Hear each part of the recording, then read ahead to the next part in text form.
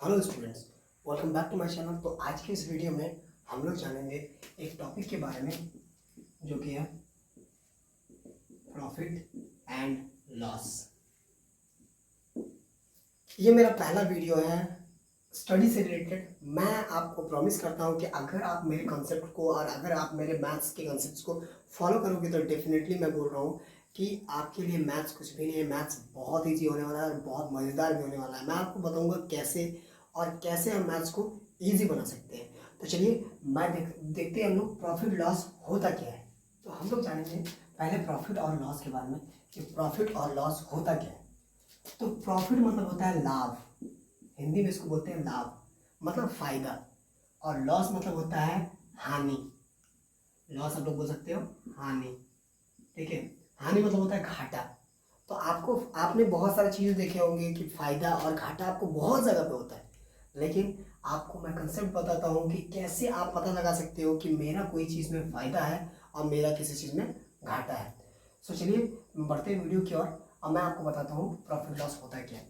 सो तो इसके लिए कुछ फॉर्मूलाज आता है। जैसे एक होता है सीपी। सीपी हम लोग किसको बोलते हैं? सीपी मतलब होता है कॉस्ट प्राइस। एक होता है एसपी। एसपी मतलब होता है सेलिंग प्राइस। कॉस्ट प्राइस क्या होता है? कॉस्ट प्राइस होता है जिस दाम में आप कोई सामान किसी से खरीदते हो। जैसे मैं मार्केट गया, मैं मार्केट जाके खरीदता हूँ जैसे आलू 20 रुपये में। तो 20 रुपये में आलू खरीदा तो मेरा वो प्राइस क्या हो गया? 20 रुपीज़, वो हो गया कॉस्ट प्राइस।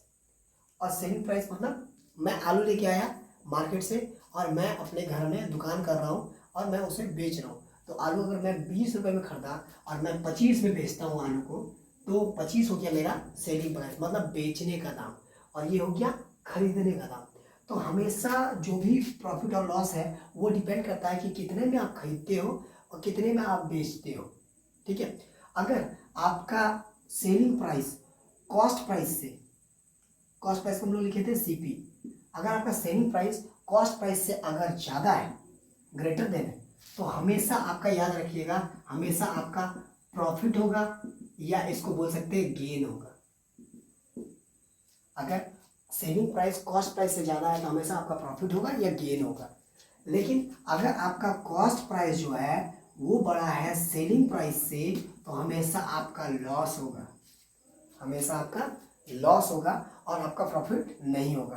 तो ये चीज़ को हमेशा दिमाग में रखना है कि सेलिंग प्राइस हमेशा अगर ग्रेटर होगा तो हमें प्रॉफिट होगा और कॉस्ट प्राइस ग्रेटर होगा तो हमें लॉस होगा। अब प्रॉफिट लॉस निकालते कैसे हैं एग्जैक्टली हम लोग उसको देखते हैं, ठीक है। सो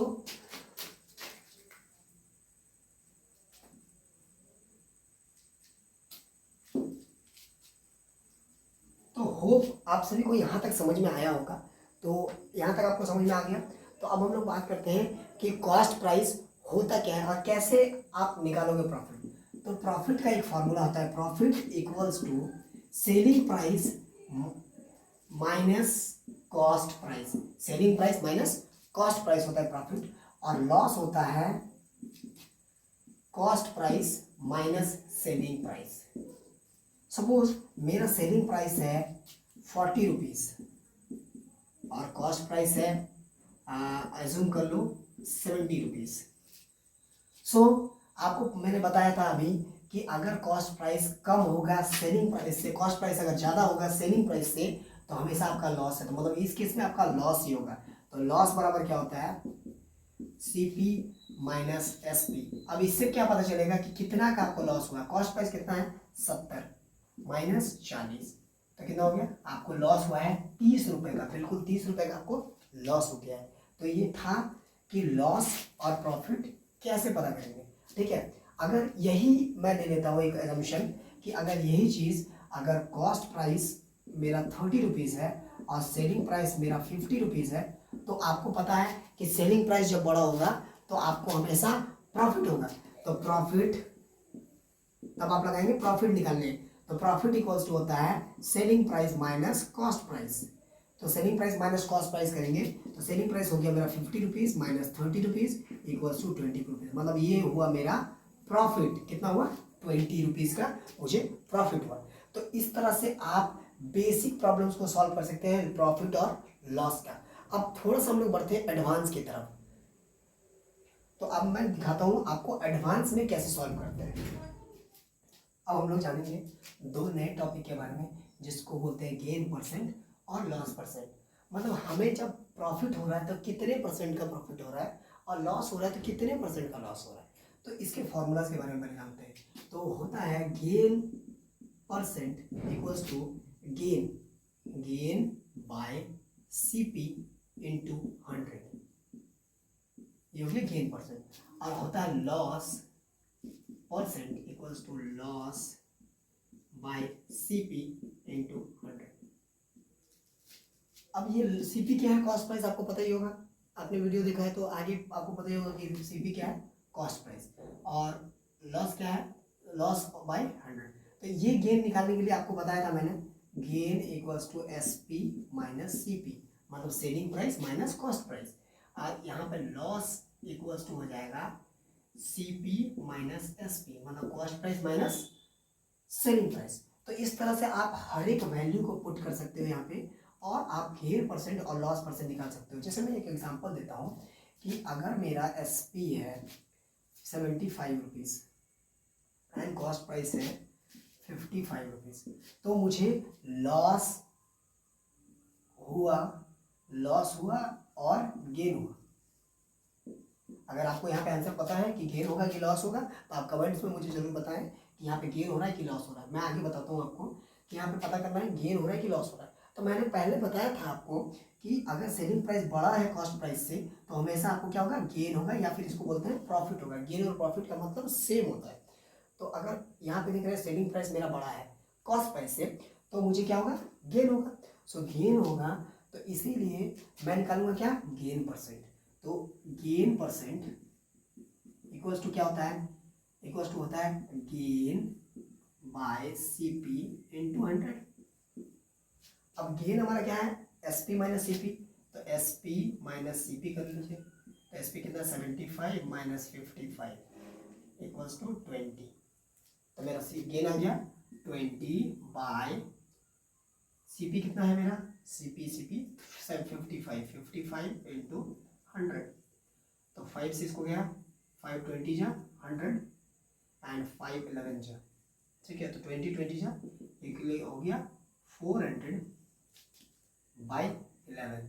अब इसको डिवाइड करके देखो, 400 बाई 11 को अगर आप डिवाइड करते हो तो 3 11 3 जा 33, फिर 7 0 11 6 जा 66, फिर हो गया आपका 4 0 पॉइंट 3, सो 36.3%। तो आप कितने परसेंट का मुनाफा हुआ, 36% का मुनाफा हुआ, 36.3%। और इसी सेम प्रोसेस में आपको लॉस निकालना है, ठीक है। सो अगर आपने वीडियो लास्ट तक देखा है तो मेरे कुछ सवालों का जवाब दीजिए, मेरे कुछ क्वेश्चंस मैं आपको देता हूँ, उसके आंसर्स मुझे आप कमेंट में लिख के ज़रूर बताएं, ठीक है। उसके बाद हम डिस्कस करेंगे नेक्स्ट डे कि कहाँ से क्या क्या आगे पढ़ सकते हैं हम लोग। तो पहला सवाल है, SP अगर 55 है और CP अगर 35 है तो गेन होगा या गेन और लॉस होगा। दूसरा चीज़ है, अगर गेन है तो गेन परसेंट निकालिए, और इसका लॉस होगा तो लॉस परसेंट निकालना है आपको इसमें। तो इस क्वेश्चन को आप सॉल्व कीजिए, और साथ ही इससे भी बड़े बड़े क्वेश्चंस हैं RS अग्रवाल बुक से। मैं RS अग्रवाल को ही फॉलो करूंगा, ठीक है। हो सकता है तो RD शर्मा भी कभी कभी फॉलो करने की कोशिश करूंगा, लेकिन RS अग्रवाल में बहुत सारे क्वेश्चन हैं, तो RS अग्रवाल मैं फॉलो करूंगा ऑलवेज। सो आप RS अग्रवाल के बुक्स के क्वेश्चंस को बनाइए। मैं डिफरेंट वेरिएशंस के क्वेश्चंस भी बताऊंगा आपको नेक्स्ट वीडियो में। तो इस वीडियो में बस इतना ही, मिलते हैं अगले वीडियो में। नेक्स्ट वीडियो इससे भी इंटरेस्टिंग होगा, और कोशिश करूंगा कि आपके प्रॉब्लम को, लेकिन मुझे ये आंसर जरूर बताएं कमेंट्स में। और अगर आपने चैनल को सब्सक्राइब नहीं है तो प्लीज़ चैनल को सब्सक्राइब करें। और आगे मैं आपको बता रहा हूँ कि अभी मैं क्लास 8 का कंसेप्ट पकड़ रहा हूँ, क्लास 8 के RS वाला बुक को फॉलो कर रहा हूँ। तो 8 से रिलेटेड क्लास 8 में जितने सारे चैप्टर्स हैं, होप करूँगा कि सारे चैप्टर्स को और साथ साथ इम्पॉर्टेंट पार्ट्स को भी मैं कवर करूँगा हर एक वीडियो में। तो हर वीडियो मेरा 7:30 टू 8 के बीच में आएगा। सो 7:30 से 8 बजे के बीच में आपको वीडियो मिल जाएगा चैनल पे। और आपको मैं लिंक, बहुत किसी को मैं जो मेरे ग्रुप्स में एडेड है उनको मैं लिंक भी शेयर कर दूंगा, टेलीग्राम ग्रुप में भी ऐड कर सकता हूँ मैं आपको, तो मैं आपको लिंक भी शेयर कर दूंगा सब, ताकि आप वीडियो को देख सको और समझ सको। और कोई भी डाउट हो मैथ्स में तो आपका, आप टीचर बोलो, दोस्त बोलो, भाई बोलो, जो भी हो आपके साथ है, ठीक है। और मैथ्स कोई टफ चीज़ नहीं है, बहुत ईजी चीज़ है मैथ्स, बस समझने की देरी है। और मैं आपको मैथ्स सिखा के रहूँगा। Thank you so much.